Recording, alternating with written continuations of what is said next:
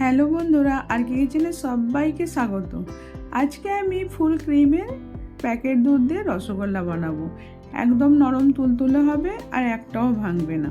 চলুন দেখাই কিভাবে বানাচ্ছি। এখানে আমি ফুল ক্রিম প্যাকেটের দুধ নিয়েছি 1 লিটার। এটাকে আমি গরম করতে দিচ্ছি। একটু গরম হয়ে গেলে ভিনেগার দিয়ে ছানা কাটিয়ে নিচ্ছি। অল্প অল্প ভিনেগার দিয়ে ছানাটা কাটিয়ে নিতে হবে। লেবুর থেকে ভিনেগার দিয়ে কাটলে নরমও থাকবে ছানাটা।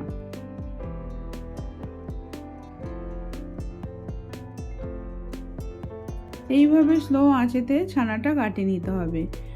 ছানাটা কাটানোর পরেতে একটা সুতির কাপড়ে এবার ছানাটা দিয়ে ছানাটা আমি ছেঁকে নিচ্ছি।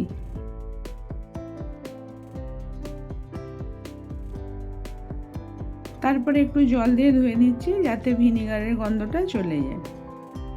এবার ভালো করে এটাকে চেপে একটু নিংড়ে নিতে হবে যাতে জলটা সব ঝরে যায়।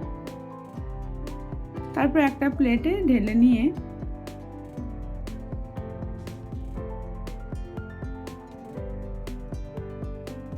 একটু ভেঙে নিতে হবে ছানাটা।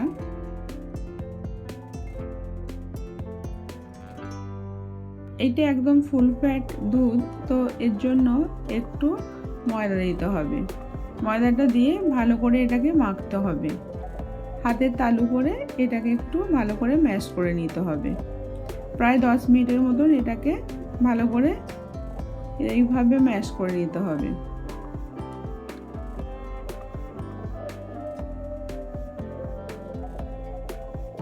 যদি গরুর দুধ হতো তাহলে ময়দাটা না দিলেও ভালো রসগোল্লা হয়, কিন্তু ফুল ফ্যাট দুধ নিলে অল্প একটু ময়দা দিতেই হবে। এইভাবে আমি রসগোল্লাগুলো বানিয়ে নিচ্ছি।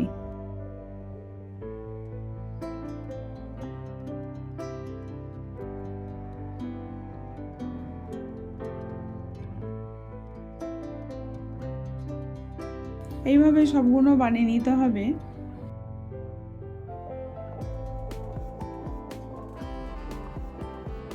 এবার আমি চিনি দিচ্ছি 250 গ্রাম।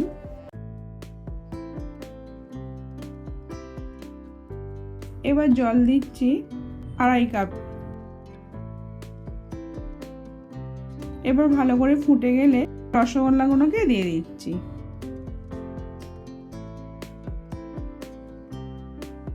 এটাকে দিয়ে ঢাকা দিলে হবে না, এটাকে এরকম খোলাই বানাতে হবে। প্রায় 15 মিনিট এইভাবে বানিয়ে নিয়েছি।